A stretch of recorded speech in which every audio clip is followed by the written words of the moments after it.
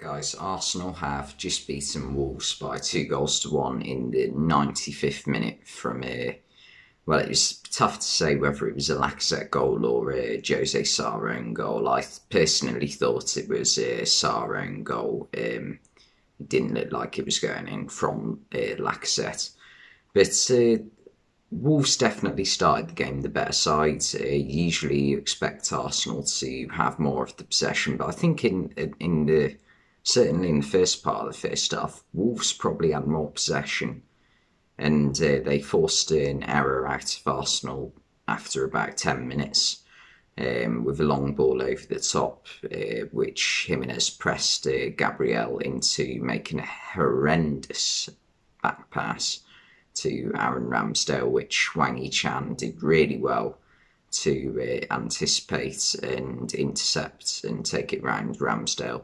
And it wasn't the easiest finish ever either. It was quite a tight angle, even if it was an open goal. So he did well to score. It was for me. It was the fact that he saw what was about to happen about 5 seconds before it actually did happen. That was what impressed me about that goal from Hee-Chan, who he has actually had a really good start to his career in Wolves. He's been injured the past couple of months, I think, but certainly when he first joined them, he made a massive impact on the team when Raul Jimenez looked like he was going through a bit of a dodgy timing goal scoring form. Well, obviously it was his return from injury, so you sort of expect it, especially how it was a horrific injury as well. Fractured his skull, and it was this fixture last season actually that he had that injury, come to think of it. So I mean, walking into the Emirates for him mustn't have been the nicest thing ever. I would imagine. But yeah, Arsenal, they failed to really have much of an impact in the first half. Wolves were the better side in the first half, I thought. Any time Arsenal did go forwards, they struggled to really get many shots off. Any shots that did come off usually came from Thomas Partey and went about 40 yards over the bar. His shooting is horrendous, Thomas Partey. He just cannot strike a ball at all. Whereas Granit Xhaka, the other defensive midfielder, can strike a ball brilliantly. Like Granit Xhaka, when he hits a ball, it stays hit. When he catches it, it flies into the top corner sometimes. If you added that to Thomas Partey's game, he'd be a pretty good player, I think. Yeah, in the second half, Arsenal again they struggled to really look like they were threatening Wolves that much until Arteta did make a couple of changes, bringing Nicolas Pepe and who else did he bring on? He brought on Eddie Nketiah. But it was Pepe who was the really good substitution, changed the game for them. A really nice 1-2 with, I think it was Odegaard. Was it Odegaard? I think it was. And yeah, it was a well taken finish as well.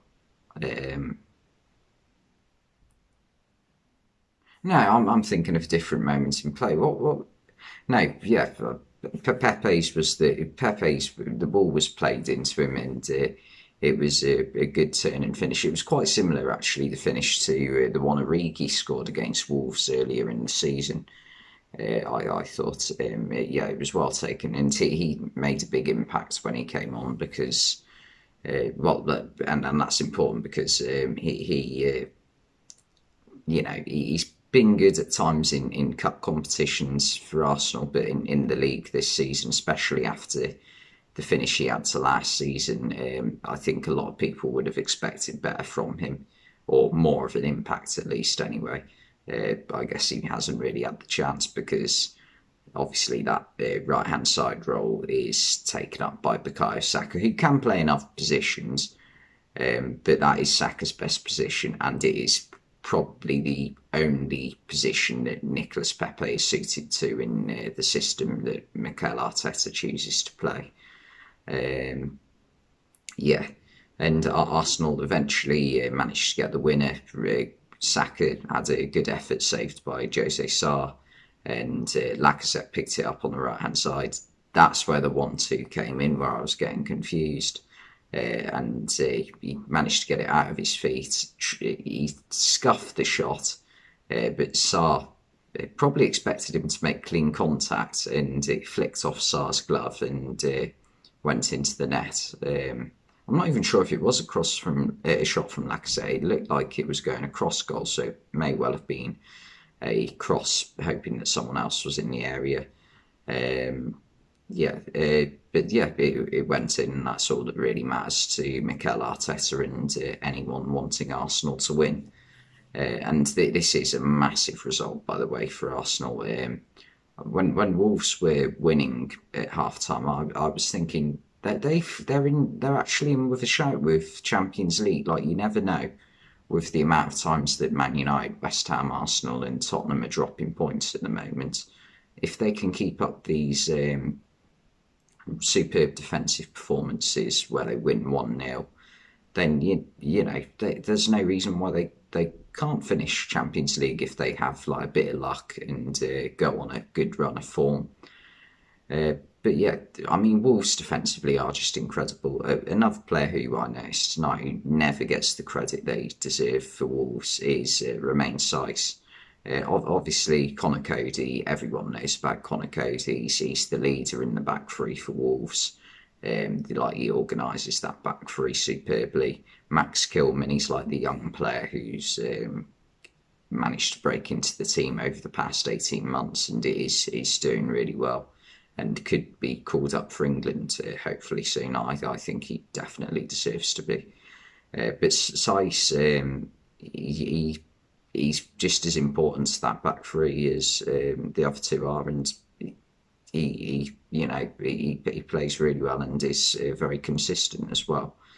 But yeah, it just wasn't Wolves' night in the last 15 minutes. Arsenal just kept pushing, kept going for it, and eventually they got what they probably deserved after the second half performance. Wolves didn't threaten too much in the second half. There were very few moments where they actually looked like scoring. But for Lacazette, that was a great moment for him because I quite like Lacazette as a player.